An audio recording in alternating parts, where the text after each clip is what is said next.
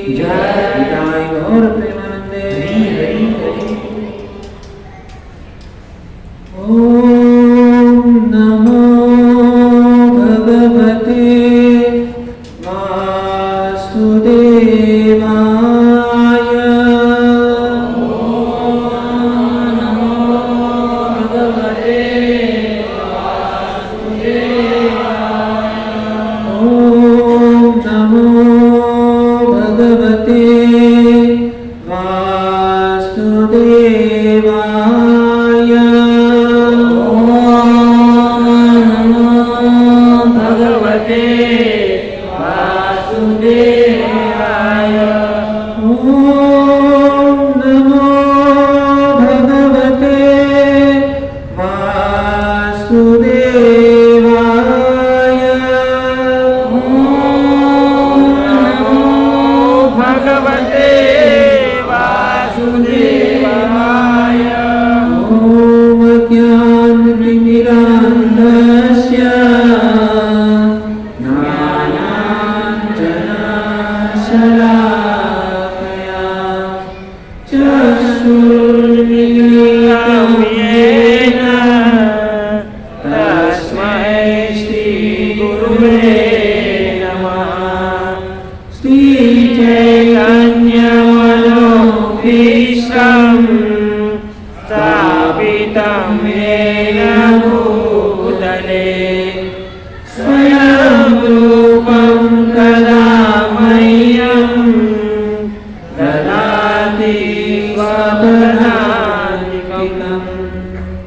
वन्देऽहं श्रीगुरु श्रीयुतपदकमलम् श्रीगुरुर्वैष्णवांश्च श्रीरूपं साग्रजातं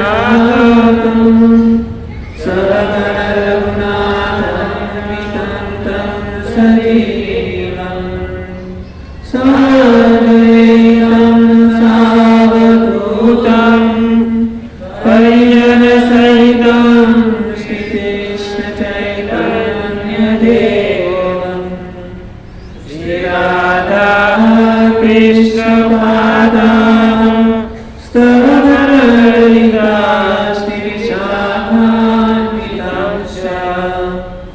हे कृष्ण करुणा सिन्धु दीनबन्धु जगत्पते गोपेश गोपिकान्त राधाकान्त नमोऽस्तुते। तप्तकाञ्चन गौराङ्गी राधे वृन्दावनेश्वरी वृषभानुसुते देवी प्रणमामि हरिप्रिये। वाञ्छाकल्पतरुभ्यश्च कृपा सिन्धुभ्येव च पतितानां पावनेभ्यो वैष्णवेभ्यो नमो नमः। जय श्रीकृष्ण चैतन्य प्रभु नित्यानन्द श्री अद्वैत गदाधर श्रीवासादि गौरभक्तवृन्द। हरे कृष्णा कृष्णा कृष्णा हरे हरे हरे राम राम राम हरे हरे। हरे कृष्णा कृष्णा कृष्णा हरे हरे हरे राम राम राम हरे हरे। हरे कृष्णा कृष्णा कृष्णा हरे हरे हरे राम राम राम हरे हरे।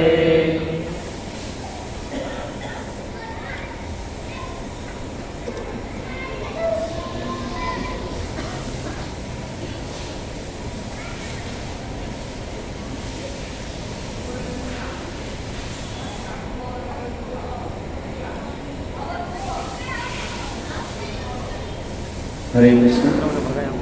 तो यहाँ पर उपस्थित आप सभी भक्तजनों का अंतर्राष्ट्रीय कृष्ण महानवमी संघ की ओर से हार्दिक स्वागत करते हैं। जैसे कि हम यहाँ पर सुन रहे हैं कि वास्तव में जीवन की सफलता का राज क्या होना चाहिए। हमारा यहाँ पे जो विषय है भगवद गीता सेमिनार, किस प्रकार से हम हमारे जीवन के अंदर सफलता को हासिल कर सकते हैं। तो सफलता को हासिल करने के लिए यह जो जीवन का यह जो राज है वो आधार जो है वो भगवद गीता है, श्रीमद् भगवद गीता। श्रीमद् भगवद गीता के आधार के ऊपर हम हमारा जीवन जो है सफल बना सकते हैं। तो कहते हैं कि यह जो भगवद गीता है वह परम पवित्र ग्रंथ है और इसको पढ़ने से सुनने से हमारे जीवन के अंदर मंगल होता है। तो इसके लिए हम भक्तों को चाहिए कि इस भगवद गीता को सुने, पढ़ें और जितने भी लोग हैं इनको इस प्रकार के कार्यक्रम के अंदर जोड़ने का प्रयास करें। कहते हैं कि यदि कोई भी व्यक्ति अपने जीवन के अंदर भगवद गीता को सुनता है, पढ़ता है, तो उसको क्या होता है, परम ज्ञान, शुद्ध ज्ञान उसके जीवन में प्राप्त हो जाता है। भगवद गीता को सुनने वाला व्यक्ति पवित्र होता है, लेकिन उसके साथ में जो भी कोई व्यक्ति इस भगवद गीता को पढ़ता है तो वो जहाँ जहाँ पर जाता है, जिस जिस जगह पर जाता है, जिस जिस स्थान पर जाता है, उस स्थान को भी पवित्र कर देता है। इतनी क्या है शक्ति भगवद गीता के अंदर है। कहते हैं कि यह जो भक्त है ना वो क्या है, तीर्थम कुर्वन्ति कुर्वाण। यह जो भगवान के जितने भी तीर्थ हैं वह क्या करते हैं, व्यक्ति को पवित्र करते हैं। जैसे हम गंगा नदी में स्नान करते हैं तो हमारे सारे पाप जलकर भस्म हो जाते हैं। तो ये जो भगवद गीता यदि कोई पढ़ लेता है तो वो तीर्थों को भी पवित्र कर देता है। हालांकि हम देखते हैं कि गंगा नदी में स्नान करते कई सारे लोग मतलब क्या करते हैं, वहाँ पर स्नान करते हैं और अपने सारे पाप जो है ना गंगा नदी में छोड़ देते हैं। तो उससे क्या होता है कि ये जो गंगा नदी जो है ना अपवित्र हो जाती है। तो गंगा नदी को पवित्र करने के लिए क्या रास्ता है, तो कहते हैं कि भगवान के कोई विशुद्ध भक्त यदि उस गंगा नदी में स्नान करते हैं तो गंगा नदी भी क्या हो जाती है, पवित्र हो जाती है। और कहते हैं कि भगवान के भक्त तो ऐसे उनके अंदर उतनी ताकत होती है, उतनी शक्ति होती है कि वो तीर्थों को भी क्या कर सकते हैं, पवित्र कर सकते हैं। इसके लिए कहा तीर्थम कुर्वन्ति कुर्वाण। तो यदि कोई भी व्यक्ति इस भगवद गीता को सुनता है ना, ये कोई भी एक अध्याय को भी यदि सुन लेता है तो वो व्यक्ति जिस जिस जगह ऊपर जाएगा वो सारे जगह को क्या करेगा, पवित्र करेगा। इतनी ताकत है। तो ये बात को हम कैसे समझ सकते हैं कि जैसे आप लोग यहाँ पे भगवद गीता को सुनते हो, बराबर, तो आप जहां जहां पर भी जाओगे उस जगह को क्या करोगे, पवित्र करोगे। इतनी ताकत ही है। तो आप कहेंगे हम मतलब जहां जहां पे भी जाएंगे वो जगह पवित्र हो जाएगी, हाँ, लेकिन कभी पवित्र होगी, हमको भगवद गीता के वाणी के ऊपर श्रद्धा और विश्वास होना चाहिए। यदि हमको श्रद्धा और विश्वास नहीं है तो हम जगह को पवित्र नहीं कर सकते। तो यहाँ पर श्रीमद् कहते हैं कि पद्म पुराण के अंदर बहुत ही सुंदर कथा आती है कि किस प्रकार से व्यक्ति भगवद गीता के अध्याय को पढ़ता है तो वो व्यक्ति खुद तो पवित्र होता है लेकिन दूसरों को भी पवित्र करने की ताकत जो है ना उसके अंदर आ जाती है। तो कौन सी कथा है, तो कहते हैं कि पद्म पुराण के अंदर बहुत सुंदर कथा आती है कि कहते हैं कि देव शर्मा नाम के एक ब्राह्मण थे। देव शर्मा नाम के जो ब्राह्मण जो थे ना वह क्या थे, वो बहुत ही दुखी थे। देव शर्मा नाम के ब्राह्मण बहुत ही दुखी थे और जब भी वह दुखी अवस्था में थे तो उन्होंने सोचा कि मैं इस संसार को त्याग करके जंगल में चला जाऊंगा और जब भी जंगल में जाऊंगा तो उस समय क्या करूंगा, जंगल में जाकर मैं भजन भक्ति करके मैं सुखी होगा। इस प्रकार से उन्होंने क्या किया, निर्णय लिया। यहाँ पर अभी कोई नगर सेवक अभी आने वाले, एक्चुअली वो 7 बजे आने वाले थे, लेकिन अभी वो उस समय यहाँ पर आएंगे तो हम उनका हरे कृष्ण महामंत्र बोलकर उनका स्वागत करेंगे। जब भी अंदर आएंगे तभी और थोड़ा 2-5 मिनट के लिए कीर्तन करेंगे।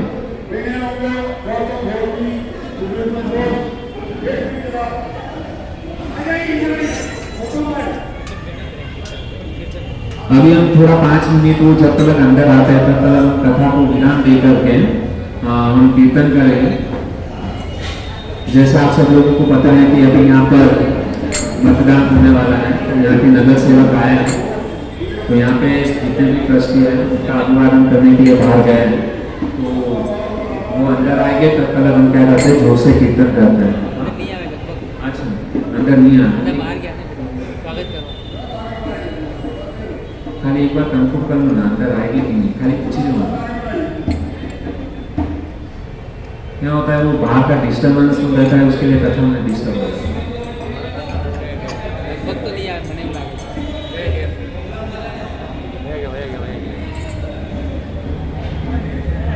ठीक है,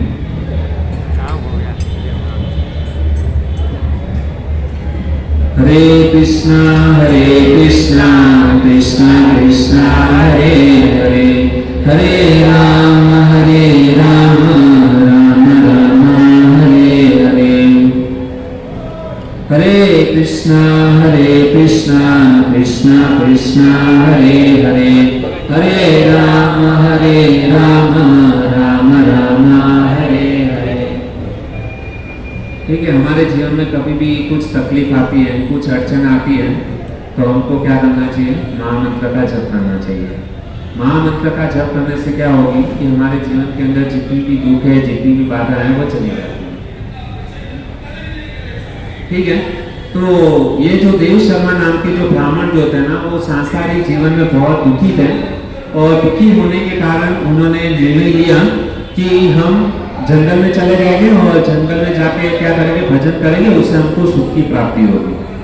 तो ये देव शर्मा नाम के ब्राह्मण जो थे ना, जंगल में चले गए, और जंगल में चले गए तो उन्होंने देखा जंगल के अंदर एक व्यक्ति था जिसका नाम था मित्रवान। ध्यान रखना, मैं जो भी नाम बोलूंगा वो सबको याद होना चाहिए। सबसे पहले देव शर्मा नाम के ब्राह्मण जंगल में गए दुखी होकर के, है ना, भजन करने के लिए, भक्ति करने के लिए, ताकि सुख की प्राप्ति हो। तो वहां पर जब भी जंगल में गए तो उनको मित्रवान करके एक व्यक्ति मिला, और उन्होंने देखा कि ये जो मित्रवान नाम का जो व्यक्ति है वो भेड़ बकरी चरा रहा था, और भेड़ बकरी चरा रहा था और अपने जीवन में एकदम मतलब खुश था, उसको इधर भी मतलब कुछ टेंशन नहीं था, दुख नहीं था, परम सुखी था। कौन? मित्रवान। और इसको मित्रवान क्या कर रहा था, भेड़ बकरी चरा रहा था। तो देव शर्मा ने उसको देखा, और उसको देख करके वो मतलब क्या सोचने लगा कि ये तो परम सुखी व्यक्ति है, मेरे जीवन मतलब मैंने आज तक ऐसा परम सुखी व्यक्ति कभी नहीं देखा। तो मित्रवान को देख करके बड़ा आश्चर्य हुआ, और उसने उसको बुलाया कि हे मित्रवान, तुम इधर आओ। नाम वगैरह पूछा, उसका मित्रवान नाम बोला, और उन्होंने कहा कि तुम क्या करते हो? तो उन्होंने कहा मैं कुछ नहीं, ये भेड़ बकरी चराता हूँ। और उसने कहा कि आप परम सुखी दिखते हो, कुछ भी टेंशन नहीं है। और यहाँ पर हम इस संसार के अंदर हम देखते हैं कि आजकल तो मतलब लोग मर्सिडीज गाड़ी में घूमते हैं, बंगला में रहते हैं, लेकिन फिर भी क्या होता है, दुखी रहते हैं, है ना। हालांकि एसी गाड़ी के अंदर बैठे हैं, लेकिन फिर भी क्या है, अंदर से हृदय जो है ना वो जल रहा है। हम देखते हैं ना प्राय संसार में सभी लोगों को चिंता लगी हुई है, छोटे से बच्चे से लेके बूढ़ा व्यक्ति जो है ना, सभी लोग क्या है, दुखी है। और यहाँ पर यह व्यक्ति जो है ना एकदम बिंदास है, उसको कुछ टेंशन नहीं है। तो यह जो देव शर्मा नाम के जो ब्राह्मण जो थे ना, उसने उसको पूछा कि मैं आपको देख रहा हूँ कि आप तो एकदम परम सुखी लग रहे हो, और मेरे पास सब कुछ होते हुए भी वो देव शर्मा नाम के जो ब्राह्मण जो थे ना, उसके पास सब कुछ था, धन थी, दौलत थी, गाड़ी था, बंगला था, लेकिन फिर भी वह व्यक्ति क्या था, दुखी था। और ये मित्रवान जो था ना, उसके पास कुछ भी नहीं था, केवल भेड़ बकरी थी, और उसको रख करके वो खुश था, खुश का अनुभव कर रहा था। तो उसने पूछा कि आपकी ये सुख का राज क्या है, आप इतने सुखी क्यों हो, उसके बारे में कृपा करके मुझे बताइए, है ना। और मैंने आज तक जितने भी व्यक्ति देखे, सब लोग क्या है, दुखी हैं, लेकिन आज हमने देखा हो कि जंगल में आप परम सुखी दिख रहे हो, तो उसका राज क्या है, उसका कारण क्या है कि आप इतने परम सुखी हो। तो उस समय वह जो मित्रवान जो था ना, वो अपना जो खुशी का राज जो है ना उसको बताने लगा। तो उसने कहा कि मैं जो बोल रहा हूँ उस बात को आप ध्यान से सुनो, यदि आप भी मेरी तरह सुखी होना चाहते हो तो मैं जो बात बोल रहा हूँ उसको ध्यान से सुनो। तो अभी वह क्या कर रहा है, उसकी बात को बता रहा है कि मैं क्यों इतना खुश हूं। तो वो कहता है कि एक दिन की बात है, कहने लगा कि मैं यहाँ पे रोज जो है ना भेड़ बकरियां चराता था। तो एक दिन ऐसी घटना घटी कि एक शेर क्या आ गया, जंगल में तो मतलब प्राय क्या रहता है कि शेर लोग आक्रमण करते रहते हैं। तो एक दिन की बात है कि मैं जो है ना जंगल के अंदर भेड़ बकरी चरा रहा था, तो उस समय क्या हुआ कि एक शेर जोर से वहां पे क्या किया, आक्रमण किया। और सीधा आक्रमण किसके ऊपर किया, मेरे ऊपर। वो जो मित्रवान जो था ना उसने कहा वो मेरे ऊपर आक्रमण किया। और जैसे ही मैंने शेर को मेरी तरफ भागते हुए आते देखा, मैं डर गया। लेकिन आश्चर्य की बात यह हुई कि मेरे साथ में जितनी भी बकरियां थी वो बकरी डरी नहीं, वो एकदम बिंदास थी। और शेर धीरे धीरे एक बकरी जो थी ना उसमें से उसके ऊपर आक्रमण करने का प्रयास किया। लेकिन जैसे ही उस शेर ने, उस सिंह ने जैसे उस बकरी को देखा वहां पर ही रुक गया, आक्रमण नहीं किया और उसको देखने लगा। और वो बकरी भी जो है ना डरी नहीं। हालांकि बकरी जो है ना वो शेर को जब भी देखती है तो डर जाती है, भागने लगती है। लेकिन यहाँ पर कौन सी घटना घटी कि वो बकरी जो है ना शेर से डरी नहीं, वहां पर ही खड़ी रह गए। और हुआ क्या कि शेर भी जो है ना उसके ऊपर आक्रमण, मतलब शेर का स्वभाव ऐसा क्रूरता है, वह कभी भी बकरी को देखता है तो तुरंत क्या करता है, उसके ऊपर आक्रमण करता है, उसको मारने की कोशिश करता है। लेकिन यहाँ पर क्या हुआ, बकरी डरी नहीं और शेर की जो क्रूरता जो है ना धीरे धीरे क्या होने लगी, कम होने लगी। और उस समय बकरी जो है ना शेर से कहती है कि आप मेरे ऊपर आक्रमण करो, क्यों रुक गए। लेकिन शेर बकरी को कहता है पता नहीं आज मेरा दिमाग के अंदर ऐसा क्या सोच आ रहा है कि मेरी क्रूरता धीरे धीरे ऐसा लग रहा है कि नष्ट हो रही है। मुझे आपके ऊपर आक्रमण करने का जो प्रयास है ना वो मेरा विफल हो रहा है।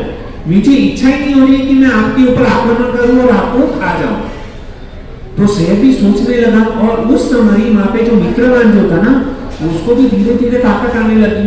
और वो मित्रवान भी सोचने लगा, वहां पर खड़े खड़े वो भागा नहीं, ये दोनों को देख रहा है। अभी हुआ क्या कि वहां पे एक दृश्य ऐसा हुआ, शेर खड़ा है, उसके सामने बकरी खड़ी है और वहां पे मित्रवान वो मनुष्य भी वहां पर खड़ा है। हालांकि एक जंगली हिंसक प्राणी जो है ना वो क्या करता है, आक्रमण करता है। लेकिन इसका स्वभाव क्या हो गया, क्रूरता नष्ट होने लगी, उल्टा उससे प्रेम करने लगा। तो ऐसी कौन सा मतलब वो सोचने लगा, ऐसा कौन सी यहाँ पे घटना घटी जिसके कारण हम लोगों को आपस में प्रेम बढ़ रहा है। हालांकि दोनों एक दूसरे के दुश्मन हैं। तो वहां पर ही पास में एक बड़ा सा वृक्ष था, उस वृक्ष के ऊपर एक बंदर था। और वो बंदर जो है ना वो, ये लोग कंफ्यूजन में थे कि भाई ये किसके लिए इस प्रकार से हुआ, हमारा स्वभाव, हमारा प्रकृति कैसे बदल गया। तो उस समय बाजू में एक वृक्ष था, वृक्ष के ऊपर एक बंदर था। बंदर ने उसको कहा, किसको कहा, मित्रवान को, कि सुनो। और वो शेर को भी कहा कि सुनो, आपका प्रकृति बदलने का कारण का रहस्य मैं आपको बताता हूं। तो वो बंदर जो है ना वो बताता है कि यहाँ पर सामने एक मंदिर है और उस मंदिर के अंदर एक सुकर्मा नाम के क्या है, एक व्यक्ति जो है ना, ब्राह्मण, सुकर्मा नाम का ब्राह्मण जो है ना उस मंदिर के अंदर रहता था। अभी हजारों साल पहले की मतलब एक घटना है। देखो कथा के अंदर कथा आ रही है, आप ध्यान रखना मैं कहां से चालू किया था और कहां पे बीच में ये कर रहा हूं। तो बंदर अभी क्या बता रहा है, कथा बता रहा है। क्या बता रहे हैं, वो कहा कि सामने यहाँ पे एक मंदिर है ना, उस मंदिर में सुकर्मा नाम का ब्राह्मण रहा करता था। तो एक दिन की घटना ऐसी घटी कि सुकर्मा की मैं अभी कथा बता रहा हूँ कि सुकर्मा ब्राह्मण के वहां पे एक साधु संत महात्मा उसके द्वार पर आए।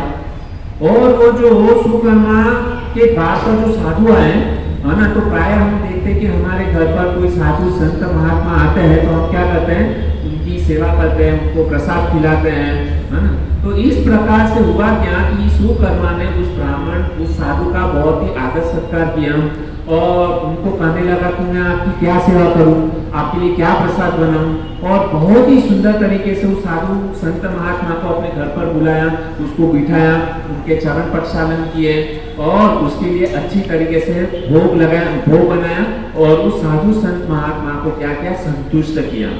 और उस साधु संत महात्मा जब संतुष्ट हुए और संतुष्ट होकर जब जाने लगे, तभी उस समय साधु संत महात्मा ने उसको कहा, किसको कहा, सुकर्मा को कहा कि मैं आपकी सेवा से बड़ा प्रसन्न हुआ हूँ, है ना, और मैं आपको कुछ देना चाहता हूँ।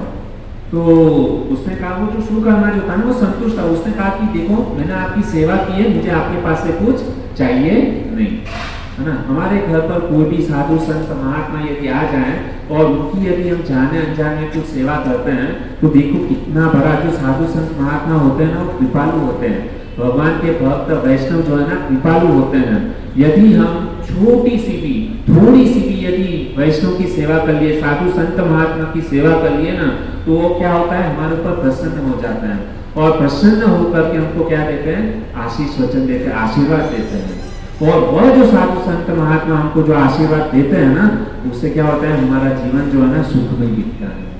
तो इसी प्रकार से ये जो साधु संत महात्मा थे उन्होंने क्या किया, वो सुकर्मा जो थे वो ब्राह्मण जो थे ना उनकी सेवा से संतुष्ट होकर के उन्होंने क्या किया, वहां पर एक पत्थर था और उस पत्थर के ऊपर साधु संत महात्मा ने क्या किया, भगवत गीता का दूसरा अध्याय जो है ना संस्कृत के अंदर जितने भी श्लोक थे दूसरे अध्याय के उस पत्थर के ऊपर लिख दिए। अभी हुआ क्या, वो साधु महात्मा ने सुकर्मा नाम के ब्राह्मण को बोला कि तुम प्रतिदिन इस भगवत गीता के दूसरे अध्याय का हमेशा के लिए पाठ करना और उससे क्या होगा तुम सुखी हो जाओगे। उतना कह करके वह साधु संत महात्मा निकल गए। अभी हुआ क्या कि ये जो सुकर्मा नाम का ब्राह्मण जो था ना प्रतिदिन सुबह को नहा धोकर के उठ करके क्या करने लगा, वो साधु संत महात्मा पत्थर के ऊपर जो लिख करके गए थे भगवत गीता का दूसरा अध्याय उसको पढ़ते गया। प्रतिदिन वो पढ़ते गया और उसको पढ़ने के कारण क्या हुआ कि वो जिस स्थान के ऊपर जाता था ना उसकी वो खुद पवित्र हो गया। भगवत गीता के दूसरे अध्याय को पढ़ने के बाद में वो खुद पवित्र हो गया और पवित्र होने के बाद में वो जिस जगह ऊपर जाता था ना उस जगह को पवित्र कर देता था। देखिए भगवत गीता की कितनी ताकत है। उसमें प्रतिदिन वो दूसरा अध्याय पढ़ता था और उसके जीवन में परिवर्तन क्या हो गया कि वो खुद पवित्र हुआ और जिस स्थान पर गया और जिस स्थान पर जाता था जितने भी लोग उनको मिलते थे ना वह सारे लोग केवल उनके दर्शन करके उनको मिल करके वह भी क्या हो जाते थे, पवित्र हो जाते थे और जिसको मिलता था उसके सारे पाप जो है ना नष्ट हो जाते थे। इतना मतलब क्या हो गया, ये हो गया। तो हुआ क्या कि वो स्थान पे तो बंदर कहने लगा कि यहाँ पर ऐसे घटना इसके लिए घटी है। वापस हम पुरानी स्टोरी के ऊपर आते हैं, पुरानी कथा के ऊपर आते हैं कि जहाँ पर यह देव शर्मा खड़ा है और विक्रमान खड़े हैं, वहां पर बकरी खड़ी है और सामने क्या है, शेर खड़ा हुआ है। तो अभी वो बंदर जो है ना वो बंदर इनको कहता है कि यहाँ पर जो है ना वो सुकर्मा नाम का जो ब्राह्मण जो है ना इस जगह से गुजरा हुआ था। उसने कुछ नहीं किया था, वो सुकर्मा नाम का ब्राह्मण उस जगह से गुजरा था तो उसका इतना प्रभाव, वो भी कितने साल पहले, हजारों साल पहले वह सुकर्मा नाम का ब्राह्मण वहां से गुजरा था तो उस भूमि का इतना प्रभाव हो गया कि शेर के अंदर जो क्रूरता जो थी ना वो नष्ट हो गई और वो जो बकरी जो थी ना उसके अंदर डर निकल गया। वो जो मनुष्य जो था ना उसके अंदर डर निकल गया। तो इतना प्रभाव क्या है भगवत गीता का, केवल कोई व्यक्ति पढ़ लेता है तो उस भूमि को पवित्र करता है, उसके आजू बाजू का जितना भी वातावरण है उसको पवित्र करता है और जो भी व्यक्ति जिसको मतलब ये अध्याय का पाठ किया भगवत गीता जिसने सुना है ना, उस व्यक्ति के संपर्क में यदि कोई आ जाता है तो वो भी क्या हो जाता है, पवित्र हो जाता है। तो इतना क्या है इस भगवत गीता का एक एक शब्द एक एक श्लोक का क्या है इतना प्रभाव है। लेकिन हमको इस बात के ऊपर विश्वास रखना होगा। हमारा प्रॉब्लम क्या है कि हम विश्वास नहीं करते हैं। हृदय जो है ना सरल होना चाहिए। जैसे मैंने पिछले बुधवार को कहा था कि भगवान को प्राप्त करना इतना मुश्किल नहीं है जितना हमारा हृदय जो है ना सरल बनाना इतना मुश्किल है। भगवान तो बहुत आसानी से मिल जाते हैं, थोड़ी सी भजन किया, भक्ति किया, सेवा किया, भगवान तुरंत मिल जाएंगे। लेकिन हमारे हृदय को जो है ना सरल बनाएंगे ना वो बहुत कठिन काम है। हमारे हृदय से काम, क्रोध, ईर्ष्या ये सब निकालना बहुत तकलीफ वाला काम है। थोड़ा सा भी किसी ने कुछ बोल दिया तुरंत ही गुस्सा आ जाता है। मम्मी ने कुछ डांट दिया गुस्सा आ गया, पिताजी ने कुछ डांट दिया तुरंत गुस्सा आ गया, पिताजी ने मोबाइल लेकर के नहीं दिया गुस्सा आ गया, मनपसंद यदि हमको खाना नहीं मिला गुस्सा आ गया। आजकल के लड़के लोग तो इतना मतलब यह सहन शक्ति नाम की चीज ही नहीं है। खास करके हम गुजरात के अंदर देखते हैं कि वहाँ पे जो तापी नदी है ना, तो तापी नदी के वहाँ पे जो रोड है ना, रोड के ऊपर बड़े बड़े क्या है, बैरिकेड लगाए गए हैं। क्यों? थोड़ा सा भी कुछ प्रॉब्लम होता है ना, तो माँ बाप को ऐसा धमकी देते हैं ना कि मैं तापी नदी के अंदर कूद जाऊंगा या कूद जाऊंगा। इतना मतलब बच्चों के अंदर क्या है, सहन शक्ति नहीं रही है। किसी ने, पिताजी ने मोबाइल लेकर के नहीं दिया, लड़का क्या करता है, वहां पे तापी नदी के ऊपर जाएगा, सीधा सुसाइड, आत्महत्या। यदि कुछ और रास्ता नहीं मिला, बिल्डिंग के ऊपर गया, पैराशूट से डुबकी मार देगा। तो आजकल की यह स्थिति है। ऐसी स्थिति क्यों है? क्योंकि हम हमारे बच्चे को सही ज्ञान नहीं दे रहे हैं। ज्ञान कहाँ से मिलेगा? वेदों में से, भगवत गीता में से हमको ज्ञान मिलेगा। यदि हमने हमारे बच्चे को ये भगवत गीता नहीं सिखाई, भगवत गीता का ज्ञान नहीं दिया, तो उसका परिणाम बहुत ही खराब आने वाला है, बहुत खराब आने वाला है। हालांकि हम देखते हैं कि हमारे पहले के जमाने में हमको जितना तकलीफ हुआ था, हमारे माता पिता ने जितना कष्ट सहन किया है, उतना कष्ट अभी बच्चे को नहीं है, जरा भी नहीं है। हमारे माता पिता, हमारे बाप दादा, वो खेत में जाके मजदूरी करते थे, नसीब से आखाना 1 रुपया कमाते थे रोज का, लेकिन फिर भी इनका जीवन जो था ना, परिश्रम भरा था, लेकिन जीवन के अंदर सुख था। लेकिन आजकल के बच्चों में कुछ भी नहीं करना है। यदि आज के माता पिता तो मतलब यहाँ तक बोलते हैं कि आप कुछ भी मत करो, केवल अपने बाप की संपत्ति है ना, उसको संभाल के रखोगे ना, वो भी बहुत बड़ी बात है। क्या है? अपने बाप दादा की संपत्ति को यदि खाली आप संभाल के रखोगे ना, तो भी बहुत बड़ी बात है। कुछ कमाओ मत। हमने आपकी इतना कुछ कमा के दिया है ना कि आप जीवन भर बैठे बैठे खाओगे ना, फिर भी खत्म नहीं होने वाला। इतना परिश्रम करके हमारे लिए किया है, लेकिन फिर भी हमको वो सुख जो है ना, वो प्राप्त नहीं है। क्यों प्राप्त नहीं है? क्योंकि हमारे पास सही ज्ञान नहीं है, भगवत गीता का ज्ञान नहीं है। इसके लिए हम सारे लोग क्या है, संसार के अंदर जितने भी लोग हैं, वह क्या है, दुखी है। और चाहिए और चाहिए। 10,000 कमाया नहीं, मुझे 25,000 चाहिए। 25,000 कमाया, 50,000 चाहिए। 50 कमाया, लाख चाहिए। लाख कमाया, 10 लाख चाहिए। 10 लाख कमाया, 1 करोड़ चाहिए। जीवन की इच्छा जो है ना, कभी खत्म नहीं होती है, लालसा खत्म ही नहीं होती है। जितना आता है उससे और डबल चाहिए, डबल आ गया ट्रिपल चाहिए, ट्रिपल आ गया 4 गुना चाहिए, 4 गुना हो गया 10 गुना चाहिए। यह हमारे जीवन की क्या है, वास्तविकता है। लेकिन ये जो भगवत गीता जो है ना, वो हमको सिखाती है कि जिस व्यक्ति है ना भगवत गीता के अध्याय को पढ़ लिया, उनके श्लोकों को पढ़ लिया, वो खुद तो पवित्र होगा, लेकिन स्थान को भी पवित्र करेगा, और उनके संपर्क में जितने भी व्यक्ति आएंगे, सारे के सारे क्या हो जाएंगे, पवित्र हो जाएंगे। इतनी ताकत भगवत गीता के ग्रंथ के अंदर है, और कोई भी ग्रंथ के अंदर ऐसी ताकत नहीं है कि जो दूसरे को क्या कर सके, पवित्र कर सके। ठीक है, तो हमको क्या करना चाहिए, यहाँ पर आना चाहिए, और इस भगवत गीता का ज्ञान को ठीक ठीक प्रकार से क्या करना चाहिए, श्रवण करना चाहिए। इससे हमारा जीवन, हमारा परिवार, हमारा देश और ये सारी पृथ्वी क्या होगी, पवित्र हो जाएगी, और भगवान के पास में जा सकेंगे। सुख का अनुभव जो है ना, केवल इससे है। बाकी आप कितना भी प्रयास कीजिए, सुख नहीं मिलेगा। और हम लोगों ने देख लिया है ना, यहाँ पे कुछ लोग 25 साल के, कुछ छोटे हैं, कुछ 50 साल के हैं, है ना, लेकिन जीवन में सुख मिला नहीं मिला। कितना परिश्रम किया सुख को प्राप्त करने के लिए, गधे की तरह मेहनत किया, गधे की तरह काम किया, लेकिन सुख जो है जीवन में आता है। और आ भी जाए तो क्या है, थोड़े क्षण के अंदर चला भी जाता है पूरा, वापस दुखी दुखी दुखी। तो हम आते हैं वापस। देखिए, हमने गए हफ्ते में देखा था कि ये जो भगवत गीता जो है, उसके ऊपर हम लोग ने बहुत अच्छी तरीके से श्रवण किया। तो गए हफ्ते में हम लोगों ने श्रवण किया कि सबसे पहले तो जिज्ञासा होनी चाहिए। जिसके जीवन में जिज्ञासा है, वही व्यक्ति यहाँ पर आ सकता है। जिज्ञासा 2 प्रकार की होती है, अच्छी जिज्ञासा, बुरी जिज्ञासा।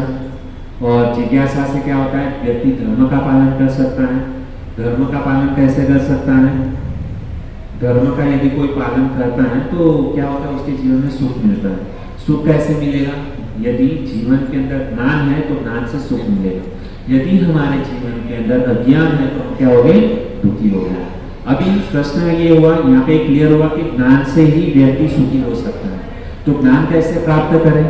कौन सी जगह पर जाएं कि जिससे हमको ज्ञान की प्राप्ति हो? तो ज्ञान हमको क्या से मिलता है? वेदों से। ज्ञान प्राप्त करने के लिए 3 तरीका है ना? तो कैसे 3 तरीके? जैसे ज्ञान प्राप्त करने के लिए 3 प्रमाण है। कौन से 3 प्रमाण मैंने बताए थे? सबसे पहला प्रमाण कौन सा था? प्रत्यक्ष प्रमाण के द्वारा हम क्या कर सकते हैं? ज्ञान को हासिल कर सकते हैं। और प्रत्यक्ष प्रमाण किसके द्वारा प्राप्त होता है? प्रत्यक्ष प्रमाण किसके द्वारा प्राप्त होता है? हमारी इंद्रियों के द्वारा। जैसे आंख, नाक, कान, हाथ, पैर, तो हमारी इंद्रियों के द्वारा जो भी ज्ञान प्राप्त होता है उसको क्या कहेंगे? प्रत्यक्ष प्रमाण। उसके बाद में दूसरा कौन सा है? अनुमान प्रमाण। अनुमान प्रमाण क्या होता है कि हम क्या कर सकते हैं? अनुमान लगा सकते हैं, हमारा अंदाजा लगा सकते हैं कि ऐसा हो सकता है। जिस प्रकार से वैज्ञानिक लोगों ने बहुत सारा अनुमान लगाया कि जैसे कि सूरज जो है ना वह कैसा है? खाली जितना, लेकिन वो दूर होने के कारण उसको क्या दिखता है? बड़ा दिखता है। लेकिन अनुमान प्रमाण के द्वारा हम जो भी ज्ञान प्राप्त करते हैं वह सही ज्ञान नहीं है, क्योंकि सूरज कितना बड़ा है, उसका व्यास कितना है, वह हम अंदाजा नहीं लगा सकते हैं।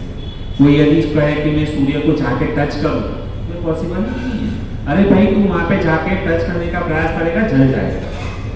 तो हम हमारे अनुमान से जो भी ज्ञान प्राप्त करते हैं वह सही नहीं है। उसके बाद में तीसरा प्रमाण कौन सा है? शब्द प्रमाण। शब्द प्रमाण के द्वारा हम जो भी ज्ञान प्राप्त करते हैं वह सही ज्ञान है। तो शब्द प्रमाण कैसे है? कौन सा एग्जांपल दिया था मैंने शब्द प्रमाण के ऊपर? वेदों से। शब्द प्रमाण के ऊपर मैंने बहुत सारा एक आध एग्जांपल दिया था।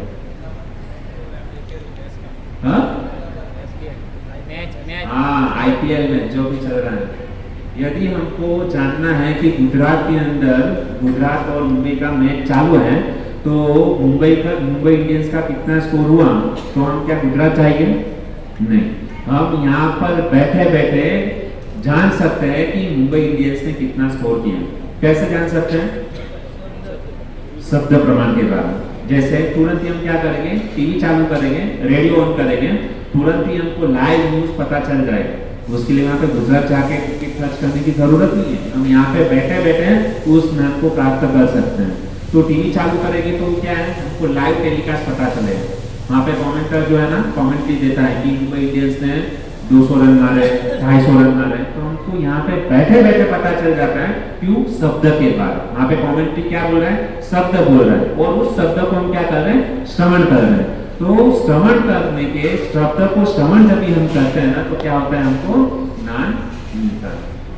ठीक है, तो हम लोगों ने अब तक यहाँ तक देखा कि शब्द प्रमाण जो है ना वह सही तरीका है ज्ञान को प्राप्त करने के लिए। अभी होता क्या है कि ये शब्द प्रमाण आया कहाँ से? अभी हमारे पास हम कौन से शब्द के ऊपर विश्वास करें? हमको क्या प्राप्त करना है? सही ज्ञान प्राप्त करना है। तो ज्ञान हमको कहाँ से प्राप्त होगा? वेदों में। ये जो जितना भी ज्ञान है वो किसमें दिया गया है? वेद के अंदर। अभी प्रश्न होता है कि वेद कहाँ से आए? प्रश्न होता है ना, वेद का निर्माण किसने किया? तो कहते हैं हाँ, वेद का निर्माण किसने किया? भगवान ने। कैसे? हम क्यों बिलीव करें भगवान के ऊपर? हमको थोड़ी पता है कि हम देखने थोड़ी गए थे कि भगवान ने मतलब वेद का निर्माण किया है करके। लेकिन यह जो वेद है, जिस प्रकार से हम इसको कैसे समझ सकते हैं कि कोई भी बच्चा अपने माँ के घर से जन्म लेता है, बराबर? कोई भी बच्चा अपने माँ के घर से जन्म लेता है, उस बच्चे को यदि पूछा जाए कि आपकी माँ कौन है, उस बच्चे को पूछा जाए आपकी माँ कौन है, तो बोलेगा कि प्रमाण क्या है? हम थोड़ी देखने गए थे कि भाई उसकी माँ वही है कि नहीं करके। तभी तो क्या होता है कि माँ जब भी बोलती है ना, तो उसके ऊपर हमको विश्वास करना ही होगा। माँ के ऊपर यदि बच्चा ढूंढने का, अभी समझो बच्चा बोले कि मेरे पिताजी कौन है, तो उसका भी आंसर उसको माँ ही बता पाएगा। वो रिसर्च करे कि नहीं, मैं रिसर्च करूंगा कि मेरी माँ कौन है, तो उसको जवाब नहीं मिलेगा। वो कितना भी प्रयत्न करे, पूरी जिंदगी निकाल दे कि मेरी माँ कौन है, मेरी माँ कौन है, लेकिन उसको सही आंसर नहीं मिलेगा जब तक वह अपनी माँ के पास नहीं जाएगा तब तक। तो उसके माता पिता के बारे में यदि उनको जानना है बच्चे को तो उसको माँ के पास जाना पड़ेगा, और माँ ही ऐसी है कि जो उसको सही आंसर दे सकती है कि मैं तुम्हारी माँ हूँ और ये तुम्हारे पिता है। यदि कोई वो बच्चा कहे कि नहीं मैं आपके ऊपर विश्वास नहीं करता हूँ, तो पूरा जिंदगी निकल जाएगा, मर भी जाएगा ना तो भी उसको पता नहीं चलेगा कि ये तुम्हारी माँ है और ये तुम्हारे पिता है। तो उसी प्रकार से ये जो वेद है ना वह हमारी क्या है, माँ है। तो उसके ऊपर हम लोग को विश्वास करना जरूरी बनता है। इतना कॉन्सेप्ट क्लियर हो गया? यह जो वेद क्या है, हमारी माँ है। माँ के ऊपर हमको विश्वास करना ही होगा। यदि हम इसके ऊपर विश्वास नहीं करेंगे तो हम यहाँ पर शास्त्र का ज्ञान हासिल नहीं कर पाएंगे, ज्ञान को हासिल नहीं कर पाएंगे। ठीक है, तो अभी चलते हैं कि ये जो वेद जो है ना किसने बनाया, भगवान ने। जिस प्रकार से हम मार्केट के अंदर कोई नया प्रोडक्ट बाहर आया है, तो जब भी समझो for example smart TV market के अंदर लॉन्च हुआ, और यदि हम ऐसा सोचे कि उस स्मार्ट टीवी को जब भी हम दुकान में लेने के लिए जाते हैं और जब भी उस टीवी को लेने के लिए गए, दुकानदार को कहते हैं, दुकानदार क्या करता है, एकदम पैटी पे को हमको टीवी देता है, टीवी के साथ में हमको एक मैनुअल देता है, बुकलेट देता है। यदि हम सोचें कि मुझे इस बुकलेट की जरूरत नहीं है, मैं उस बुकलेट को दुकानदार को वापस रिटर्न दे देता हूँ, और हम लोग सोचेंगे कि उस स्मार्ट टीवी को मैं मेरी बुद्धि से चलाने का प्रयास करूंगा। और हमने क्या किया, घर पर आया, टीवी को फिट किया और उसका पूरा सिस्टम नया है, और हम क्या करते हैं कि रिमोट से उसको टीवी को चलाने का प्रयत्न करते हैं, लेकिन पूरा सिस्टम नया है, उसके अंदर पासवर्ड डाला हुआ है, डालना पड़ेगा, ईमेल डालना पड़ेगा, उनको कुछ भी नहीं पता है। तो क्या होगा कि हम हमारी बुद्धि से यदि उस टीवी को चलाने का प्रयास करेंगे तो टीवी क्या होगा, बिगड़ जाएगा, है ना। टीवी तुरंत ही एक दो दिन में क्या हो जाएगा, बिगड़ जाएगा। क्यों बिगड़ गया, क्योंकि दुकानदार ने हमको मैनुअल दिया था, बुकलेट दिया था, उस बुकलेट को हम लोग ने क्या किया, रिटर्न दे दिया। तो क्या होगा, टीवी को हमने क्या किया, बिगाड़ दिया। उसी प्रकार से जब भी भगवान ने इस संसार का निर्माण किया, जब भी भगवान ने इस सृष्टि का सर्जन किया, तो उस समय भगवान ने हमको एक कैटलॉग दिया था। क्या दिया था, एक बुकलेट दिया था, और उस बुकलेट को हम लोग ने क्या किया, ध्यान नहीं दिया, है ना, आंख बंद कर दी। तो उसके कारण क्या हुआ कि हमने, भगवान ने उस बुकलेट के, वो बुकलेट क्या वेद है, उस वेद को हम लोग ने क्या किया, फेंक दिया। और हम लोग ने क्या सोचा कि हम हमारे इस संसार को, जिसने सृष्टि निर्माण किया, तो सृष्टि निर्माण करते समय भगवान ने भी बुकलेट बनाया था। जैसे टीवी बनाने वाले ने जब भी टीवी बनाया तो उसके साथ में बुकलेट का निर्माण किया, है ना। तो उसी प्रकार से भगवान ने भी जब भी इस संसार का निर्माण किया तभी क्या किया था, एक कैटलॉग बनाया था, और उस कैटलॉग के अंदर लिखा हुआ था कि हम हमारा जीवन कैसे व्यतीत कर सकते हैं, कैसे हम हमारे जीवन के अंदर सुख प्राप्त कर सकते हैं, और किस प्रकार से हम समाज के अंदर रह सकते हैं, और वापस भगवान के धाम में कैसे जा सकते हैं। उस बुकलेट के अंदर था, लेकिन हम लोग ने क्या किया, बुकलेट को फेंक दिया। और हम क्या सोच रहे हैं, हम हमारी बुद्धि से इस शरीर को चलाने का प्रयास करेंगे, और हम चला रहे हैं हमारी बुद्धि से, और इसका परिणाम हमारे सामने है। हम क्या कर रहे हैं, हमारी बुद्धि से इस शरीर को चलाने का प्रयास कर रहे हैं, इसके लिए हमारे जीवन के अंदर क्या है, दुख है। इस शरीर को हमने क्या किया, बिगाड़ दिया। इस शरीर के अंदर कौन सा भी कचरा हम डालते हैं कि नहीं, क्योंकि शास्त्र को हमने वेद को हम लोग ने निकाल दिया, तो हम क्या करते हैं, इस शरीर के अंदर सारा कचरा डालते हैं। जो नहीं खाने जैसी चीज है, मांसाहार, नशा करना, ये सारा का सारा चीज क्या है, हम इस शरीर से करते हैं। और ये जो खराब हम चीज करते हैं, खराब आदत हमारे जीवन के अंदर है, उसके लिए हम क्या है, हम खुद उसके लिए जवाबदार हैं। और हम कहते हैं हमारे जीवन में सुख क्यों नहीं आता है, कहां से आएगा सुख, क्योंकि आपने बुकलेट जो था उसको ही फेंक दिया है। और वो जो टीवी जो था ना, वो टीवी को क्या है, हमारी बुद्धि से चलाने का प्रयास करेंगे तो बिगड़ ही जाएगा ना। तो उसी प्रकार से हमारे इस शरीर को हमने क्या किया, बिगाड़ दिया, हमारी बुद्धि से हम लोग ने क्या किया, चलाने का प्रयास किया। तो ये जो वेद जो है, हमको उसके ऊपर विश्वास करना जरूरी है, क्योंकि इस वेद को नारायण साक्षात, यह वेद क्या है, साक्षात नारायण है। नारायण ने साक्षात इस वेद को क्या किया हुआ है, लिखा हुआ है। तो अभी हुआ क्या कि पूर्व एवं भगवान ने क्या किया था, इस वेद का निर्माण किया। अभी हम कैसे माने कि ये वेद जो है ना सत्य है? कुछ एग्जांपल। तो सबसे पहले ये जो वेद जो है ना वो किसके द्वारा लिखे गए हैं? वेद व्यास मुनि के द्वारा लिखे गए हैं। वेद व्यास जी ने सारे शास्त्रों की रचना की, सारे वेदों को वेद व्यास जी ने लिखा। तो उस वेद क्या है? 4 वेद है। वेद व्यास जी ने 4 वेद की रचना की। तो वो 4 वेद कौन से हैं? तो कहते हैं सबसे पहला वेद व्यास जी ने ऋग्वेद का निर्माण किया, दूसरा है सामवेद का निर्माण किया, उसके बाद में अथर्ववेद का निर्माण किया, उसके बाद में यजुर्वेद का क्या किया? निर्माण किया। वेद व्यास ने 4 वेद लिखे। किसके लिए? हमारे कल्याण के लिए। मनुष्य इस वेद को पढ़ेगा और उस वेद को पढ़ करके अपना जीवन क्या है? सुखमय बना पाएगा। इसके लिए वेद व्यास ने क्या किया?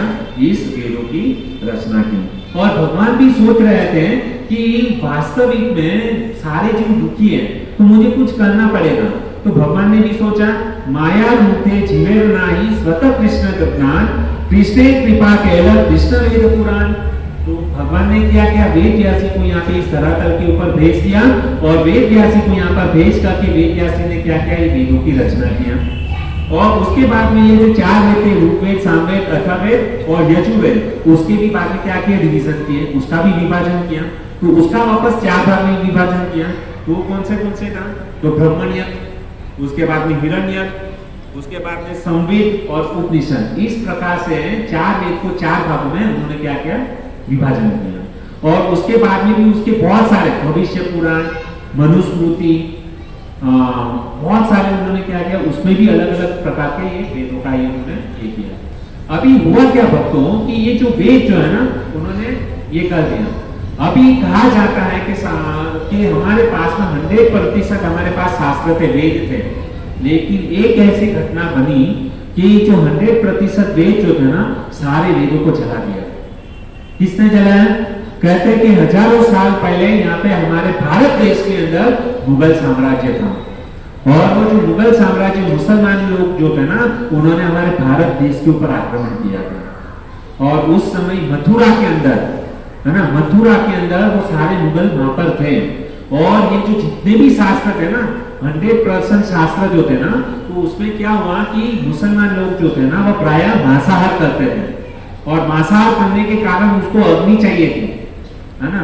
तो अग्नि उन्होंने जो मांस को पकाया ना 6 महीने तक मुगल लोगों ने क्या किया?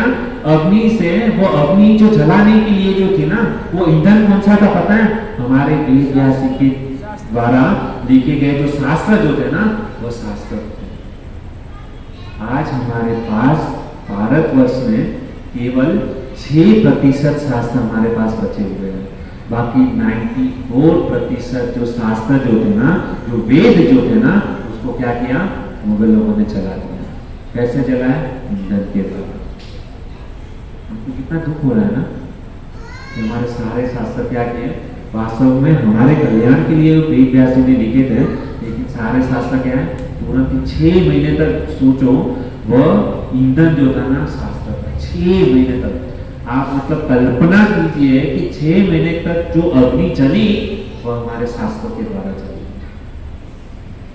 कितनी किताबें, कितना वो दुख रहेगा 6 महीने तक। हम देखते हैं कि मतलब जब ये वो होलिका दहन होता है, पूरे सोसाइटी के अंदर जितना भी कचरा रहता है उसके अंदर डालते हैं, लेकिन एक ही 2 घंटे के अंदर स्वाहा हो जाता है, बराबर है। लेकिन हमारे पास में क्या है? वो जो शास्त्र, सारे शास्त्र सोचो 6 महीने तक चले, इतना शास्त्र लिखा है। कितना दुख हुआ ना हृदय के अंदर। लेकिन दुखी होने से पहले एक बात को सोचिए, हमारे पास 6% शास्त्र आज हमारे पास में है।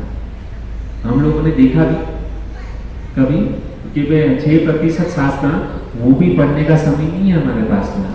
वो 6% जो शास्त्र है ना, तो उसका एक एग्जांपल मैं आपको देता हूँ कि एक बुक, एक किताब जो है ना, आज यदि हम पंढरपुर में जाएंगे ना, तो पंढरपुर के अंदर वो जो यजुर्वेद है ना, वो यजुर्वेद वहां पर रखे हुए, तो उस इतनी बड़ी बुक है, वो आज हम देख सकते हैं। वो सारी, ये जितने भी सारी जो वेद जो थे ना वो संस्कृत भाषा में थे। एक तो लौकिक संस्कृत होता है और एक अलौकिक संस्कृत होता है। तो ये जो अलौकिक संस्कृत है ना, वो बहुत डिफिकल्ट होता है उसको पढ़ने के लिए। यहाँ हम लौकिक संस्कृत को नहीं समझ पाते हैं, तो अलौकिक संस्कृत की तो बात अलग है। वो जितने भी शास्त्र जो थे ना, अलौकिक संस्कृत में थे, और यहाँ पे उसको समझने के लिए हमारे पास बुद्धि नहीं है। और यदि हम 6% शास्त्र भी यदि हम पढ़ना चाहे ना, तो हमारा जो आयुष्य है ना वो कम गिरेगा। हमारे पास इतना आयुष्य नहीं है कि हम 6% शास्त्र भी हम हमारे जीवन में पढ़ सके। इतने शास्त्र है 6% की, हमारा आयुष्य कम हो जाएगा, पूरी जिंदगी निकल जाएगी, लेकिन फिर भी पढ़ नहीं पाएंगे। यदि किसी ने समझो उसको पढ़ भी लिया तो समझ नहीं पाएंगे, क्योंकि संस्कृत इतना डिफिकल्ट है। तो ये जो शास्त्र जो है ना, आज भी पंढरपुर में रखे हुए हैं। वैसा अभी हमारे पास होप क्या है, प्रायेण अल्प आयुष्य कले यस्मिन युगे जना। कलयुग के अंदर भगवान कहते हैं अल्प आयुष्य होगी, ज्यादा से ज्यादा हम कितना जीते हैं, 50 साल 100 साल, है ना। लेकिन उसके अंदर इतने शास्त्र हम कहाँ पर पढ़ने के लिए जाएंगे? तो हमारे पास समय नहीं है, आयुष्य मंद है, समझने की शक्ति नहीं है। तो वेद व्यासी ने क्या किया, ये जो वेद जो दिए थे ना, पहले कैसे थे, पहले के जमाने में स्मृति में थे वेद। आजकल मैं यहाँ पे हर एक बुधवार को आपको अनाउंसमेंट करता हूँ, सब लोग बुक लेकर के आइए, पेन लेकर के आइए। क्यों? क्योंकि हमारा आयुष्य कम है, मंद भाती है, मंद बुद्धि है। ये छोटे से दिमाग के अंदर हम आज जो मतलब हम जैसे गेट के बाहर जाते सारा बाष्पीभवन हो जाता है। तो इसके लिए हम आपको कहते हैं नोटबुक लेकर के आइए, पेन लेकर के आइए, क्योंकि यह जो ज्ञान है ना भेजे में जाता नहीं है। लेकिन उस समय जो भी गुरु अपने शिष्य को कुछ भी सिखाता था, उस समय शिष्य नोट और पेन लेकर के नहीं जाता था, केवल ऐसे ही वहां पर गुरु के सामने जाता था, और गुरु जो भी बोलते थे ना, वो शिष्य तुरंत ही क्या हो जाता था, उनको याद हो जाता था। इसके लिए पहले जो थे ना, वे जो थे ना स्मृति में थे। किसमें थे? स्मृति में। लेकिन भगवान ने सोचा कि कलयुग में आने वाले लोगों की आयुष्य मंद होगी, बुद्धि मंद होगी, इसके लिए वेद की रचना करनी होगी। इसके लिए वेद व्यासी को यहाँ पर भेज दिया, और वेद व्यासी ने क्या किया, ये सारे वेदों को क्या किया, लिखा और हम लोगों को प्रदान किया। लेकिन क्या फायदा हुआ, 94% वेद तो क्या किया, मुगल लोगों ने जलाकर रखा। अब ये वेद की रचना कैसे हुई, जैसे भगवान ने सृष्टि का सर्जन किया। कैसे सृष्टि का सर्जन किया, तो कहते हैं कि सृष्टि का सर्जन जो है ना, 3 विष्णु है। सबसे पहला गर्भोदकशाही विष्णु, कारणोदकशाही विष्णु, क्षीरोदकशाही विष्णु। याद रखना, अभी धीरे धीरे थोड़ा लेवल जो है ना हाई हो रहा है। जो व्यक्ति ने यहाँ पर एक एक 3 यदि यहाँ पे सुना है ना, तो उस व्यक्ति को मैं जो बोल रहा हूँ ना, वो समझ में अच्छी तरीके से आएगा। जो यहाँ पे प्रथम बार आया है, तो इस बात को थोड़ा समझना डिफिकल्ट होगा। लेकिन फिर भी इस बात को यदि हम सुनेंगे ना, तो भगवान अवश्य कृपा करते हैं। केवल भाव होना चाहिए, श्रद्धा होनी चाहिए, है ना। तो सबसे पहले भगवान ने जब इस सृष्टि का सर्जन किया ना, तो कैसे किया, कारणोदकशाही विष्णु है, तो समंदर के अंदर वो विराजमान है। तो कारणोदकशाही विष्णु से उनके रोमकूप से, जैसे हमारे शरीर के अंदर कितने रुआटे हैं, बाल हैं, कितने सारे बाल हैं, हम उसको गिन नहीं सकते हैं। तो भगवान विष्णु के शरीर के ऊपर जितने भी ये बाल हैं, उसमें से एक एक बाल में से करोड़ों करोड़ों ब्रह्मांड निकलते हैं। कितने? करोड़ों करोड़ों ब्रह्मांड निकलते हैं। अभी जैसे एक ब्रह्मांड है, समझो ये हमारा एक ब्रह्मांड है। एक ब्रह्मांड के अंदर 14 लोग होते हैं। कितना लोग होते हैं? एक ब्रह्मांड के अंदर 14 लोग होते हैं। अतल, वितल, रसातल, पाताल, पृथ्वी, स्वर्ग, है ना। इस प्रकार से 14 लोग एक ब्रह्मांड के अंदर होते हैं। तो अभी हम जो जिस ब्रह्मांड में हैं, बराबर, अभी हम इस ब्रह्मांड के अंदर 14 लोग में से हमारा जो पृथ्वी लोग है ना, वो मिडल में, बीच में। और ऊपर क्या है? स्वर्ग लोग, ब्रह्म लोग, तप लोग, मह लोग, ये सब चीज ऊपर है। नरक लोग, है ना, ये सब नीचे के लोग में है। जो व्यक्ति अपने जीवन में पाप करता है ना, जब भी किसी की मृत्यु होती है, उसका प्राण यदि इस पेट के नीचे से यदि प्राण निकलता है, तो समझना चाहिए वह व्यक्ति नीचे के लोक में गया, यानी नरक लोक में गया। यदि किसी का प्राण या पेट के ऊपर से निकलता है, ऊपर के भाग से निकलता है, तो समझना चाहिए वो ऊर्ध्व लोक में गया। ऊर्ध्वमूल अधसाखम अस्वस्थम प्राहुर अव्ययम, समझे? तो जो व्यक्ति का प्राण यदि ऊपर से निकलता है, तो समझना चाहिए ऊपर के लोक में गया। यदि प्राण नीचे से निकलता है, तो समझना चाहिए कि वो नीचे के लोक नरक लोक में गया। ये शास्त्र का मतलब, ये सिद्धांत है। तो मेरा कहने का तात्पर्य यह है कि अभी हम एक ब्रह्मांड के अंदर कितना हुए, 14 लोग हो गए, और हमारा जो पृथ्वी जो है ना मिडल में, बीच में है, ठीक है। तो मैंने क्या कहा कि एक ब्रह्मांड है, लेकिन भगवान कालोदक साई विष्णु है, उसके एक एक करोड़ कूप से कितना, अभी एक बाल है बराबर, एक बाल में से कितना ब्रह्मांड निकले, करोड़ों, जिसकी हम गिनती नहीं कर सकते। ऐसा मत समझिए कि हम यहाँ पर मतलब केवल पृथ्वी लोक है, हम यहाँ पर बस ये एक ही लोक है, बाकी लोक नहीं है। हम हमारे ये ऐसे हम जिस ब्रह्मांड में रहे ना, ऐसे हजारों करोड़ों ब्रह्मांड है जिसकी हम हमारे कल्पना के परे है। तो कालोदक साई विष्णु के रोम से इतने करोड़ों ब्रह्मांड निकले। अभी हुआ क्या, उस करोड़ों ब्रह्मांड में भी क्या है, बहुत सारे ब्रह्मा जी है। जैसे गर्भोदक साई विष्णु है, गर्भोदक साई विष्णु के नाभि में से कमल का पुष्प निकला, गर्भोदक साई विष्णु के नाभि में से कमल का पुष्प निकला, और उस कमल की डंडी में किसका वो हुआ जन्म, ब्रह्मा जी का जन्म हुआ। और वो कमल की डंडी जो थी ना, पूरा ब्रह्मा जी जो है ना नीचे से लेकर ऊपर तक झांका है, कुछ भी दिखाई नहीं दिया,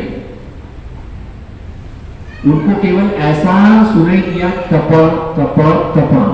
तो ब्रह्मा जी समझ गए मुझे क्या करना है, तपस्या करनी है। तो जब भी ब्रह्मा जी ने तपस्या किया, तभी भगवान विष्णु उनके सामने प्रकट हुए और उनको बोला कि आपको सृष्टि का सर्जन करना है। ब्रह्मा जी बोले मुझे ये सब कुछ आता नहीं है, मैं तो अंधकार में हूँ, मुझे कुछ भी ज्ञान नहीं है। जैसे बच्चा जन्म लेता है माँ के गर्भ से, तो उसको कुछ भी ज्ञान नहीं होता है। तो ब्रह्मा जी बोले मुझे कुछ भी पता नहीं है। तो उस समय भगवान ने उनको क्या किया, ज्ञान दिया। तेने ब्रह्मरिताय आदि कवये मूयन्ति सूरया तेजो वारिणां यथा विनिमयो यत्तति जन्मादस्य यतो गयाति तरता चाधेषु भिज्ञस्वरान् तेने ब्रह्मरिताय यादि कवये मूयन्ति यत्सूरया। कहते हैं कि भगवान विष्णु ने क्या किया, डायरेक्ट उनको ज्ञान दिया। कैसे, तेने ब्रह्मदाय, भगवान ने क्या किया, भगवान विष्णु ने ब्रह्मा जी के हृदय के अंदर वो जो भगवान के पास जितना भी ज्ञान था वो किसको प्रदान किया, ब्रह्मा जी को प्रदान किया। और ब्रह्मा जी को जैसे ही ज्ञान प्रदान हुआ, उस समय उन्होंने क्या किया, सृष्टि का सर्जन किया। समझ में आया तो ये सृष्टि का सर्जन कैसे हुआ। और जब भी सृष्टि का सर्जन हुआ तो उस समय भगवान ने वेदों का निर्माण किया। समझ में आ रहा है, वेद समझ में आ रहा है कि वेद कहाँ से आए, वेद भगवान के द्वारा आए। और भगवान ने कैसे सृष्टि में से आया ना, सृष्टि का निर्माण किसने किया, ब्रह्मा जी ने। ब्रह्मा जी का प्राकट्य कैसे हुआ, गर्भोदक साई विष्णु के नाभि में से कमल का पुष्प निकला और उसमें से ब्रह्मा जी प्रकट हुए, है ना। अभी विष्णु कहाँ से आए, तो कांडोदक साई विष्णु है, और कांडोदक साई विष्णु के रोम कूप से करोड़ों करोड़ों ब्रह्मांड क्या रहते हैं, निकलते हैं। और हर एक ब्रह्मांड के अंदर क्या होता है, ब्रह्मा जी जो है ना सृष्टि का सर्जन करते हैं। ब्रह्मा एक नहीं है, ब्रह्मा भी करोड़ों करोड़ों ब्रह्मा। अभी तक हम लोगों ने सुना था कि एक ही ब्रह्मा है, नहीं, ब्रह्मा जी भी बहुत सारे। जितने भी ब्रह्मांड है उसके अंदर क्या है, ये ब्रह्मा जी रहते हैं। अभी हम देखते हैं कि सतयुग, त्रेता युग, द्वापर युग, कलयुग, बराबर। इस युग के मतलब इस लोक के अंदर क्या है, 4 युग हैं। उसी प्रकार से अनंत ब्रह्मांड के अंदर भी क्या होता है, 4 युग होते हैं। और हर एक ब्रह्मांड के अंदर भगवान आते हैं, विश्व का संहार करते हैं। हर एक ब्रह्मांड के अंदर क्या अलग अलग लीला होती है। जैसा भी इस ब्रह्मांड के अंदर यहाँ पर भी कौन सा ये चल रहा है, कलयुग चल रहा है ना। तो दूसरे ब्रह्मांड के अंदर सतयुग चलता होगा, तीसरे ब्रह्मांड के अंदर द्वापर युग चलता होगा, चौथे ब्रह्मांड के अंदर त्रेता युग या द्वापर चलता होगा। तो इस प्रकार से अलग अलग युग क्या है वहां पर है। तो इस प्रकार से क्या हुआ, भगवान ने सृष्टि का सर्जन किया। सृष्टि का सर्जन ब्रह्मा जी के द्वारा हुआ, और ब्रह्मा जी ने क्या किया, बहुत ही अच्छी तरीके से ये किया। और भगवान ने जब इस सृष्टि का सर्जन किया, उस समय उनको क्या किया, वेद हमको प्रदान किए। और उस वेद की रचना किसने की? वेद व्यास जी ने की, है ना। चार वेद कौन से? ऋग्वेद, यजुर्वेद, सामवेद और अथर्ववेद, ठीक है। इस प्रकार से 4 उन्होंने क्या किया? वेद किया। अभी यहाँ पे प्रश्न ये उठता है कि हम वेद के ऊपर, और इसके ऊपर भी मैंने बताया कि वेद के ऊपर विश्वास क्यों करें, क्योंकि वेद हमारी क्या है? माँ है, और माँ ही हमको क्या कर सकती है? सच्चा ज्ञान प्रदान कर सकती है। इसके लिए हमको वेद के ऊपर विश्वास करना जरूरी बनता है। थोड़ा सा समय ज्यादा होगा क्योंकि हमको थोड़ा लेट हो गया था, लेकिन थोड़ा सा धैर्य बनाए रखें, महत्व की चीज है। हम देखते हैं कि हम वेद को सत्य क्यों माने, क्यों वेद सत्य है, तो उसका प्रमाण क्या है? वेद में जो लिखा है वह सत्य है, लेकिन हमको यकीन नहीं हो रहा। कैसे हम माने कि वेद में लिखा है वो सत्य है? तो कहते हैं, एग्जाम्पल के द्वारा मैं आपको समझाने का प्रयास करूंगा कि वेद किस प्रकार से सत्य है। एग्जाम्पल नंबर 1, सबसे पहले कि हम देखते हैं कि जो गाय है ना, गाय के गोबर है, गाय का मूत्र है, वो पवित्र माना जाता है, लेकिन तो यह वैज्ञानिक लोगों ने आज से 550 वर्ष पूर्व वैज्ञानिक लोगों ने माना कि जो गाय जो है ना वह क्या है? गाय के जो मल मूत्र जो है ना वह पवित्र है, और उनके गोबर और मूत्र से कई सारी मानव की बीमारियां जो है ना वो दूर हो सकती है। जैसे कि कोई व्यक्ति घायल हुआ है, तो घायल व्यक्ति के ऊपर यदि गाय का गोबर का छान या मूत्र यदि लगा देने से उसका घाव जो है ना दूर हो जाता है। ये चीज जो है ना शास्त्र में करोड़ों वर्ष पूर्व लिखी गई थी कि गाय का गोबर पवित्र है, गाय का मूत्र जो है ना पवित्र है। यहाँ तक गाय के मल मूत्र के अंदर इतनी ताकत है वह कैंसर को भी, बीमारी को दूर कर सकता है। जो साइंटिस्ट लोग जो है ना वो कीमो देते हैं ना, उससे आदमी का गारंटी नहीं है, लेकिन गाय के मूत्र के अंदर इतनी ताकत है कि कैंसर की बीमारी को भी ठीक कर सकता है। बहुत सारे एग्जाम्पल है, अभी हमारे पास समय नहीं है, वरना जब भी अगले हफ्ते में आपको बताऊंगा कि किस प्रकार से गाय जो है ना हमको हमारे जीवन के अंदर महत्वपूर्ण है। एक ही एग्जाम्पल देता हूँ। गाय का कोई भी व्यक्ति दूध पीता है ना, तो गाय का दूध है ना पतला होता है, और भैंस का दूध जो है ना वो थिकनेस होता है। आजकल हम कौन सा दूध पसंद करते हैं? भैंस का। क्यों? उसके अंदर मलाई ज्यादा निकलती है, उसका घी अच्छा बनता है ना, तो हमको भैंस का दूध बहुत अच्छा लगता है। लेकिन एक भैंस का जो बच्चा है ना उसको बाजू में रखो, और गाय का बछड़ा जो है ना उसको बाजू में रखो, तो गाय का बछड़ा जो है ना हमेशा उछल कूद करता रहे, और भैंस का जो बच्चा है ना एक जगह पे मतलब गया ना तो वहां भी पड़ा रहेगा। जैसे नदी में गया ना तो बाहर निकलेगा ही। तो आप लोग देखना कि जो हम हमारे बच्चे को यदि गाय का मतलब दूध पिलाते हैं ना तो निरोगी रहेगा, हष्ट पुष्ट रहेगा, उछलता कूदता रहेगा। लेकिन जो व्यक्ति भैंस का दूध पीता है ना भैंसे की तरह पड़ेगा। तो हमको क्या करना चाहिए? ये ठीक मतलब ये आप लोग मतलब थोड़ा ये, लेकिन ये साइंटिफिक प्रूफ हुआ है कि जो व्यक्ति ये गाय का दूध पीता है ना वो हष्ट पुष्ट रहता है, उसका दिमाग जो है ना, बुद्धि जो है ना शार्प रहती है, वो होशियार होता है, वो बात को जो है ना तुरंत समझ लेता है। लेकिन जो भैंस का दूध पीता है ना उसको एक ही बात जो है ना 3-3, 4-4, 5-5 बार समझानी पड़ती है, तभी उसके दिमाग में जाता है। इसके लिए हम सबको क्या करना चाहिए? गाय का दूध पीना चाहिए, भैंस का दूध नहीं पीना चाहिए। वो भी जर्सी गाय का नहीं, जर्सी गाय का दूध पिए उससे अच्छा है भैंस का दूध पीना अच्छा है। जर्सी गाय का दूध तो कभी भी नहीं पीना चाहिए, है ना। शुद्ध देसी गाय, जैसे मतलब क्या है जो गाय रहती है ना वो भी परखने के लिए आना चाहिए। कैसे समझे कि ये देसी गाय है करके? तो देसी गाय जो रहती है ना उसका गोबर जो रहता है ना उसके अंदर डिजाइन रहती है। क्या रहती है? आप जब भी देसी गाय को मतलब उसके जो छान निकलता है ना तो उसमें क्या होता है? डिजाइन। लेकिन जो जर्सी गाय रहती है ना वो देखने भी अच्छा भी नहीं लगता है, उसका मल मूत्र निकलता है ना। और जो देसी गाय रहती है ना उसको पेट के ऊपर खुंद रहती है, और जर्सी गाय जो रहती है ना वो सपाट रहती है। ये तफावत है। तो कभी भी किसी को मतलब ये हम देख सकते हैं, ये फर्क नहीं ये है। और हम कभी कभी देखते हैं कि लोग जो है ना मतलब जर्सी गाय का दूध पी के मतलब बीमार ज्यादा होता है, बोलते हैं हम तो मतलब गाय का दूध पी रहे हैं, है ना। आपने प्रभु जी प्रवचन में कहा था कि गाय का दूध पीना चाहिए, लेकिन हमारे अंदर तो ऐसा कुछ मतलब स्फूर्ति आई नहीं। कहाँ से स्फूर्ति आएगी भाई? तूने जर्सी गाय का दूध पी लिया। तो हमको ये बात सावधान होना चाहिए। तो गाय के गोबर के अंदर बहुत सारा एंटीसेप्टिक वो तत्व है, और जिसके कारण जो मनुष्य की बीमारी जो है ना उसको दूर करता है। तो इसके लिए हम लोग को क्या करना चाहिए? गाय का दूध पीना चाहिए। लेकिन इस बात को शास्त्र के अंदर, वेद के अंदर करोड़ों साल पहले लिखा गया है। इसके लिए मेहनत करने की जरूरत नहीं थी, लेकिन साइंटिस्ट लोगों ने 550 साल पहले उसके ऊपर रिसर्च किया, मेहनत किया, तो उसके बाद में पता चला, प्रूव किया कि गाय के अंदर एंटीसेप्टिक तत्व रहते हैं जिसके कारण मनुष्य की बीमारी ठीक होती है। पहला प्रमाण। दूसरा एग्जांपल देखो, जैसे वनस्पति के अंदर क्या है? जीवन है कि नहीं? मानते हो ना? किसने साबित किया ये? वनस्पति के, जो लोग साइंस पढ़ रहे हैं उनको पता होना चाहिए कि वनस्पति के अंदर क्या है? जीवन है। तो आज से 250 साल पूर्व, कितने? 250 साल पूर्व यह साबित हुआ कि वनस्पति के अंदर जीवन है। जगदीश चंद्र बोस नाम के जो वैज्ञानिक थे, उसने साबित किया कुछ साल पहले कि वनस्पति के अंदर जीवन है। उसके पहले कोई मानता ही नहीं था कि वनस्पति के अंदर जीवन है, लेकिन उसको प्रूफ करना पड़ा। किसने प्रूफ किया? जगदीश चंद्र बोस ने।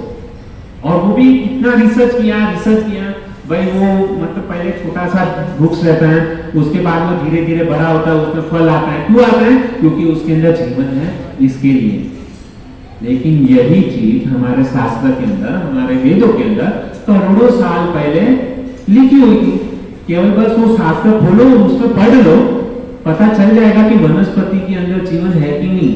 लेकिन वो हमारा सारा समय, ज्यादा समय ये फालतू चीजों में रिसर्च करने में हम गवाते हैं, और करोड़ों करोड़ों रुपया क्या करती है हमारी गवर्नमेंट जो है ना, उसके ऊपर बिगाड़ देती है।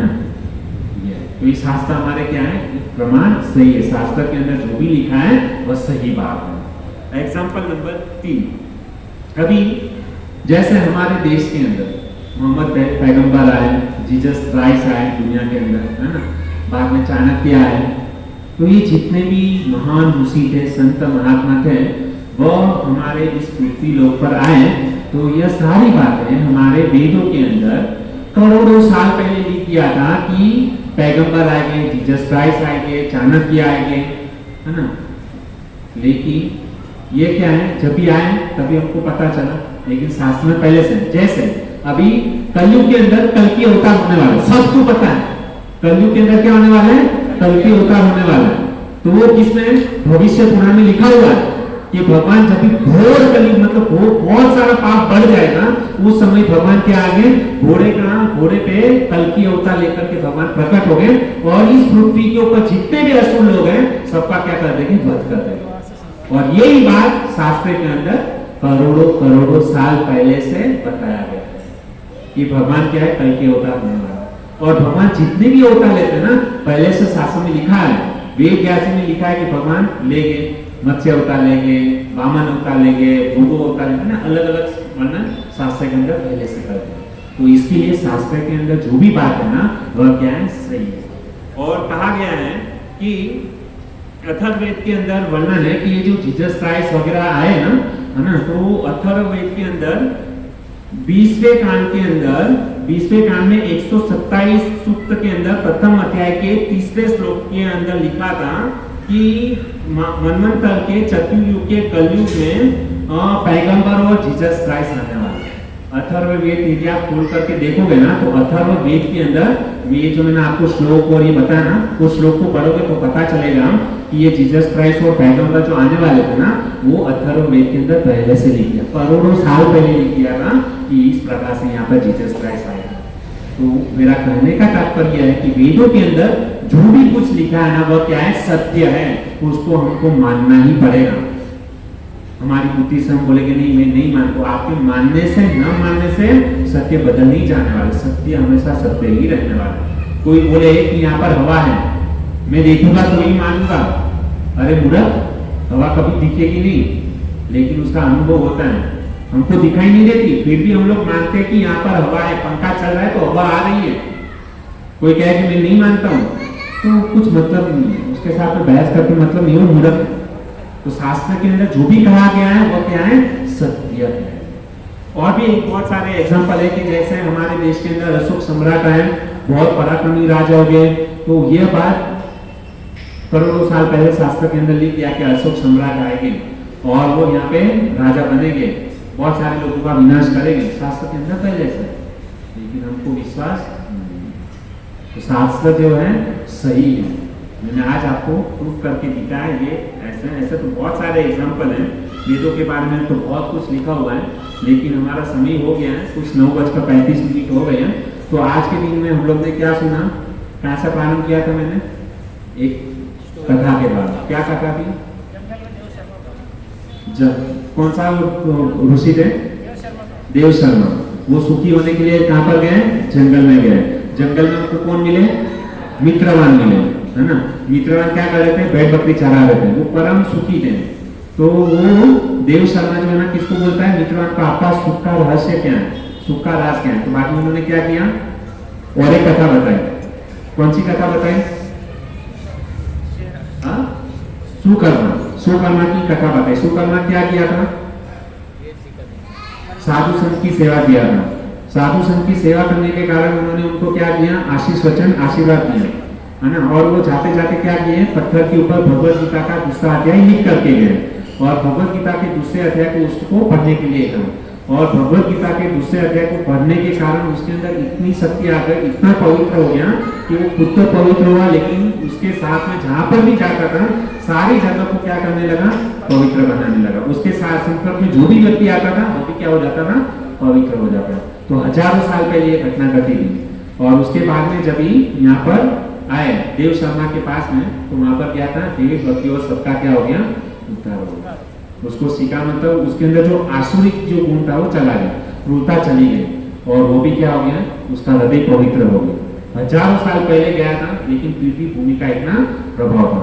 तो यहाँ पर आज का मतलब इस कथा से सार यह है कि हम यदि वैष्णव की सेवा करते हैं, है ना, हमको पता नहीं यहाँ पे भी कोई ऐसा वैष्णव हो सकता है कि जो पवित्र है, शुद्ध है ना। तो वैष्णव की सेवा करने से उसके दिल से जो आशीर्वाद निकलता है ना, उस आशीर्वाद से क्या हो सकते हैं? सुखी हो सकते हैं। और जैसे हम लोगों ने देखा कि यहाँ पर पॉलिटिक्स, मतलब पॉलिटिकल पार्टी यहाँ पर आने वाली थी, यहाँ का नगर सेवक आने वाला था, उसके कारण यहाँ पे क्या होने वाला था? हमारा ये जो प्रवचन है उसमें बाधा आने वाली थी। तो जब भी बाधा आने वाली थी तो उस समय हम लोगों ने क्या किया? हरे कृष्णा कृष्णा कृष्णा हरे हरे, हरे राम राम राम हरे हरे। ये न्यूज जो है ना, मुझे 7 बजे पता चला कि यहाँ पे ना नगर सेवक आने वाले हैं, तो हम थोड़ा टेंशन में आ गए। मैं आपको सत्य घटना बताता हूँ अभी की। जैसे हमारे यहाँ पे हर एक बुधवार को प्रोग्राम होता है। देखिए, थोड़ी सी भी यदि कोई इच्छा करता है ना, ऐसा नहीं कि मैं अकेला, यहाँ पे जितने भी लोग हैं इसमें से किसी ने मतलब एकदम प्रबल इच्छा की थी कि मतलब प्रोग्राम होना चाहिए। जैसे ये माता जी का आज का मतलब शिल्पा माता जी, उन्होंने आज का ब्रह्म भोजन जो है ना, वैष्णव प्रसाद, उन्होंने आज स्पॉन्सर किया है। तो लास्ट टाइम उन्होंने मुझे बोला था कि प्रभु जी अगले बुधवार का हमारा ही है। लेकिन देखो भगवान की परीक्षा कैसी लेते हैं, हमारी निष्ठा कितनी है, हमारी ये वो टेस्ट में आते भगवान। ऐसे भगवान आसानी से सब कुछ नहीं देते। हम यहाँ पर बैठे हैं तो आप लोगों को तो लग रहा रहेगा बस हम यहाँ पर आ गए, ऐसे बैठ गए। अरे यहाँ पर हम लोग बैठे ना, उसके पीछे कितने सारे लोगों ने प्रयास किए हैं, कितने लोगों का परिश्रम यहाँ पर लगा हुआ है, कितने लोगों ने जिज्ञासा की है कि हम यहाँ पर आए, भगवत गीता का ऐसा ज्ञान हम यहाँ पर हासिल करें, प्राप्त करें। हम यहाँ पे ऐसे नहीं बैठे हैं, हम यहाँ पर जो बैठे हैं उसके पीछे अथाह लोगों की प्रयत्न है, परिश्रम है। तो घटना ये हुई कि अगले बुधवार को इन्होंने बोला कि मुझे वैष्णव सेवा करनी है। तो मुझे पता था कि बुधवार को जो है ना अमावस्या है, आज जो है ना अमावस्या, यदि आप कैलेंडर देखोगे ना कुछ कैलेंडर, तो उसके अंदर आज की अमावस्या है और कल की भी अमावस्या मतलब थी। तो मैं यहाँ पे टेंशन में था कि अमावस्या बुधवार के दिन यहाँ पे प्रोग्राम बंद होता है, अमावस्या के दिन यहाँ पे प्रोग्राम करने नहीं देते हैं। तो उस दिन से मेरा टेंशन चालू था कि माता जी का प्रसाद है, प्रथम बार उन्होंने बोला कि मुझे वैष्णव सेवा करने का मतलब अवसर दो करके। तो बाद में जाके वो पुजारी को मिला, पुजारी ने कहा कि शायद है ना मंगलवार को ये है, लेकिन श्योर नहीं है। बाद में भगवान से प्रार्थना की कैसे भी करके जो है ना मंगलवार को ही अमावस्या हो तो मेरा काम बन जाए, है ना। तो भगवान से थोड़ा बहुत प्रार्थना किया। बाद में यहाँ के पुजारी ने बोला कि हम आपको मैसेज कर देंगे। तो रविवार को मैंने यहाँ के पुजारी को फोन किया अभी क्या है करके, अभी भी मतलब मुझे थोड़ा डर लग रहा है। और कैसा होता है कि एक बार ये जो कथा की लिंक टूट जाती है ना, तो बाद में सब लोग ना बिखर जाते हैं। बाप क्योंकि माया इतनी प्रबल है ना, आज हम लोग को बहुत अच्छा लग रहा है, लेकिन जैसे गेट के बाहर गए ना, तुरंत माया इतना आक्रमण करती है ना कि भाई वहां पे नहीं जाना चाहते, वहां पे सब लोग माइंड वॉश करते हैं, है ना, बिगाड़ देते हैं माइंड को। ऐसा मतलब जैसे गेट के बाहर जाएगा ना, तो मन के अंदर ये सब ख्याल आना चालू हो जाता है क्योंकि माया जो है ना, भगवान की माया शक्ति इतनी प्रबल है ना, सही ज्ञान हमको हासिल करने नहीं देगी। जिस प्रकार से हम जब भी मार्केट के अंदर जाते हैं, सब्जी मार्केट सब लोग खरीदते हैं, लेकिन गोल्ड, डायमंड, वहां पे कभी भी आपको भीड़ नहीं मिलेगी। वो सिलेक्टेड लोग जो रहते हैं ना, उसको ही वहां पर एंट्री मिलती है। तो उसी प्रकार से ये जो भगवत गीता का ज्ञान है ना, सबके नसीब में नहीं लिखा है। यहाँ पर आप जितने भी लोग बैठे हो, मतलब आप लोग बहुत भाग्यशाली हो। आप लोग सब लोग डायमंड और वो जो है ना, ज्वेल जो है ना, सोना खरीदने के लिए जैसे जाते हैं ना, ऐसे आप लोग हो, क्योंकि सबको नहीं मिलता है। और माया देवी देखती है कि ये यदि इस कथा के अंदर चला गया ना, तो ये तुरंत ही इसके सारे पाप नष्ट हो जाएंगे और सीधा भगवान के धाम में चला जाएगा। इसके लिए माया को अच्छा नहीं लगता कि हम यहाँ पर आए, है ना। तो माया इतनी प्रबल है। तो मेरा कहने का तात्पर्य यह है कि हम इतना प्रयास कर रहे थे कि यहाँ पर ये तो हुआ क्या कि भगवान ने मतलब ये तो बंदोबस्त कर दिया। यार बोर्ड का मुझे फोटो भेज दिया कि मंगलवार को अमावस्या है इधर पे, तो मुझे बहुत अच्छा लगा। चलो टेंशन फ्री, अभी मैं एकदम टेंशन फ्री था। अभी मैंने क्या किया, आज बुधवार का दिन, बराबर, मैं सोचा कि बहुत अच्छी तरीके से सब चले ना। दूसरा प्रॉब्लम ये था कि गए बुधवार को जो है ना, यहाँ पे ये एक्सटेंशन बोर्ड है ना, वो खराब हो गया। आपने देखा होगा कि माइक मतलब अचानक बंद हो गया था। तो मतलब मुझे इतना टेंशन रहता है ना बुधवार के प्रोग्राम का, तो मैंने सुबह को किशन प्रभु को बोला कि प्रभु जी एक्सटेंशन बोर्ड है ना, यहाँ माइक जो भी खराब हो गया आप रिपेयर करके लाना करके। तो उन्होंने बेचारे ने मतलब मेहनत करके रिपेयर करके भी लाया। मेरे बाद में धर्मेश को उन्होंने भी उनको बताया, देखो माया कितना मतलब हम लोग ऐसा मतलब बेदरकारी नहीं है, हम लोग ख्याल रखते हैं कि अच्छी तरीके से सेवा करें। प्रभु जी बहुत अच्छा सेवा करते हैं, लेकिन मैं आपको एग्जाम्पल दे रहा हूँ माया किस प्रकार से पैक करती है। तो देखिए मैंने सुबह को उनको बोला कि आपको, उन्होंने रिपेयर भी कर दिया था एक्सटेंशन बोर्ड जो था ना। धर्मेश तो ने 7:30 बजे उनको फोन किया कि प्रभु जी वो एक्सटेंशन बोर्ड लेके आना, क्योंकि उसके बिकॉज आज का प्रोग्राम चालू नहीं होगा। लेकिन उन्होंने क्या बोला कि उनका भाई जो है ना वो लेकर के आएगा करके। लेकिन हुआ क्या, माया ने ऐसा आक्रमण किया ना कि उन्होंने दूसरे के ऊपर छोड़ दिया, भैया के ऊपर। और भैया जो है ना खाएगा कि निकले, क्योंकि सबको जो है ना खाएगा था 8 बजे पहुंचना, 8 बजे प्रोग्राम में पहुंचना है। तो उस धुनकी के अंदर वो भी भूल गए। अभी यहाँ पर हुआ क्या कि भाई वो है ही नहीं एक्सटेंशन बोर्ड। अभी आप जो सुन रहे हैं यहाँ पे 2 माइक स्पीकर लगता है, एक स्पीकर रहता है ना तो आवाज नहीं आता। माता जी लोग तो मतलब सोते ही रहते थे ना, तो इसके लिए 2 स्पीकर लगाना जरूरी। तो ये प्रॉब्लम हुआ। तो कैसे भी करके मतलब हम लोग ने क्या किया, चालू किया। तब तक वो फटाक से भाग के गए घर पर और एक्सटेंशन बोर्ड लेकर के आए। और हम आप क्या कर रहे यहाँ पर प्रवचन सुन, वो भी राइट टाइम पे, जैसे हमारे प्रवचन चालू हुआ वो यहाँ पर पहुंच गए। देखिए भगवान ने मतलब कितना सपोर्ट भी करते हैं। यदि हम माया के सामने यदि हम फाइट करते हैं ना, तो भगवान हमको सपोर्ट करते हैं। माया हम लोग सोचेंगे अरे चल ना एक्सटेंशन बोर्ड नहीं है, चल जाएगा। यदि हम आलस करेंगे, और यदि उन्होंने आलस किया रहता तो ये यहाँ पे स्पीकर नहीं चलता हो और मुझे चिल्ला चिल्ला के मुझे बोलना पड़ता था और आप लोगों को सुनाई नहीं देता। तो भगवान के सामने, माया के सामने उन्होंने क्या किया, आक्रमण किया, तो जीत गए, है ना। और जैसे ही हमको यहाँ पे 7 बजे पता चला कि यहाँ पे नगर सेवक आने 6 बजे आने वाला था, बाद में बोला 7 बजे आएगा, बाद में बोला 7:30 बजे आएगा, बाद में पता चला 8 बजे आएगा। मैं बोला 8 बजे आया तो गया आराम से, क्योंकि वो लोग आएंगे, आधा घंटा टाइम पास करेंगे, हमारा प्रोग्राम पूरा डिस्टर्ब। और पहली बार माता जी ने मतलब ये प्रसाद कौन सा गया तो मुझे अंदर डर था, अरे माता जी मतलब इतना भाव से तो वापस अगले बुधवार को है नहीं माता जी, तो इतना टेंशन था। लेकिन भगवान की कृपा देखो, हम लोग ने मतलब क्या है, माया के सामने फाइट देना छोड़ा नहीं। हम लोग अपना प्रवचन चालू किए, हाँ? तो कैसे भी करके हम लोगों ने क्या किया, ये किया, माया के सामने फाइट देते। आप लोगों ने भी इतना उत्साह बताया। हम लोग ने क्या सोचा कि वो आएंगे तब तक हम क्या करेंगे, महामंत्र जप करते हैं।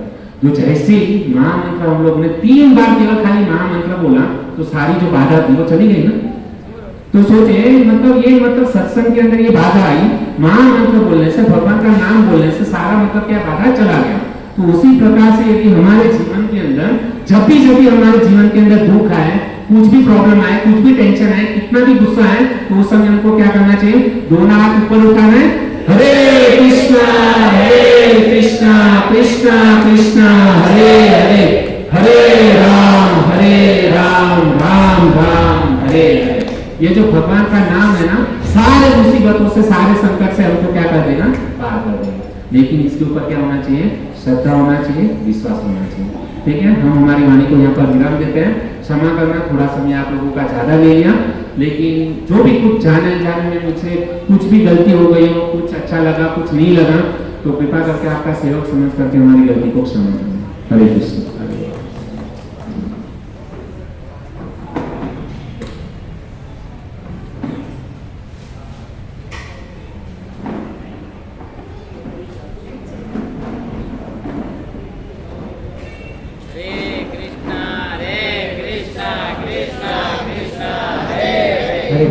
हरे राम राम राम हरे हरे।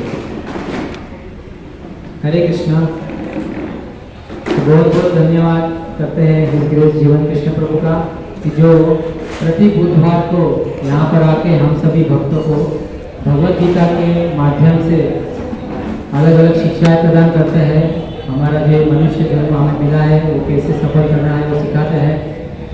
तो आइए प्रभु जी का एक बार हृदय से हरे कृष्णा महामंत्र बोलकर अभिवादन करते हैं।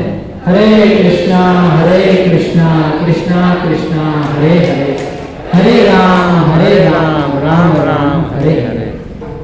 और बहुत ही सुंदर आज का महाप्रसाद जो स्पॉन्सर किया है विनोद वाला प्रभु जी और माता जी ने। तो आइए उनका भी हरे कृष्ण महामंत्र से अभिवादन करते हैं। हरे कृष्णा कृष्णा कृष्णा हरे हरे, हरे राम राम राम हरे हरे। और प्रभु जी से निवेदन करते हैं कि आइए प्रभु जी के हाथ से पुष्पमाला प्रसाद के रूप में ग्रहण करें। जगदीश प्रभु, जगदीश प्रभु यहाँ आए, जगदीश प्रभु यहाँ पर आए और प्रसाद रूप में ग्रहण करें पुष्पमाला। और जो ये विनोद वाला प्रभु है और माता जी हैं उनकी धर्मपत्नी और प्रति बुधवार को यहाँ पर आते हैं, शिक्षा के साथ सुनते हैं। बहुत ही उनका भाव है और उनका परिवार भी बहुत अच्छे भक्त है, सब माला करते हैं। और एक अनाउंसमेंट इस प्रकार से है कि हम काफ़ी दिनों से देख रहे हैं कि हमारा जो व्हाट्सएप ग्रुप है उसमें हम मैसेज करते हैं सोमवार के दिन कि काली माता मंदिर में बुधवार को प्रोग्राम है 8 बजे, पौने 8 बजे से लेकर 9:30 बजे तक। उसके बाद महाप्रसाद है सभी के लिए। तो जो भी भक्त आने वाले हैं कृपया मैसेज करें ताकि हमको पता चले प्रसाद बनाने का, है ना। इस प्रकार से हिंदी में हम मैसेज भेजते हैं और सभी लोग पढ़ते भी हैं। लेकिन सभी लोग मैसेज कब करते हैं? मंगलवार को, बुधवार को शाम तक मैसेज करते रहते हैं। देखिए ऐसा होता है ना, अगर हमारे घर पे कोई प्रोग्राम है ना, कुछ भी छोटा मोटा प्रोग्राम है तो हम तैयारी कब करते हैं? उसी दिन करते हैं क्या? नहीं ना, 1-2 दिन पहले करते हैं ना तैयारी, है ना। कुछ भी छोटा भी प्रोग्राम, छोटा सा अगर कोई मेहमान, समझो 2 जन मेहमान भी आने वाले हैं, खाली 2 जन है ना, हमारे घर पे रिश्तेदार आने वाले हैं 2 जन, तो हम क्या करते हैं? उसी दिन खाना बनाते हैं, उसी दिन कुछ सब्जी वगैरह लाते हैं क्या? नहीं ना, 1 दिन पहले तैयारी होती है, 1-2 दिन पहले। तो सोचिए यहाँ पे 100 भक्त आते हैं, है ना, 100 भक्त। तो 100 भक्तों के लिए तैयारी कब करनी पड़ती है? उसी दिन। नहीं ना, 1-2 दिन पहले तैयारी करनी पड़ती है, सब्जी वगैरह लानी पड़ती है मार्केट से, है ना, दाल चावल जो भी प्रसाद बनाना है उसकी तैयारी करनी पड़ती है ना, ऑर्डर देना पड़ता है। तो देखिए मैं ज़्यादा समय नहीं लूँगा, ऑलरेडी 10 बज चुके हैं, लेकिन आप लोग समझदार है, समझ जाइए कि मैं जब मैसेज डालता हूँ ग्रुप में तो उसी दिन रिप्लाई कर दीजिए कितने तक आने वाला है। अगर उसी दिन ना कर सके तो उसके दूसरे दिन सुबह तक कर दीजिए ताकि क्या है प्रसाद बनाने का पता चले। ठीक है, हरे कृष्ण। सभी भक्तों के लिए महाप्रसाद है, महाप्रसाद लेके जाइए। धन्यवाद, आप सभी इसी प्रकार आते रहिए और हमें सेवा का लाभ देते रहिए। जगदीश भाई यहाँ पर, जगदीश भाई यहाँ आओ, हरे कृष्ण आओ। फूल माला का ऊपर ग्रहण करो प्रभु जी ने आती। आइए जगदीश भाई की ओर देकर हरे कृष्ण महामंत्र का उच्चारण करते हैं। हरे कृष्णा कृष्णा कृष्णा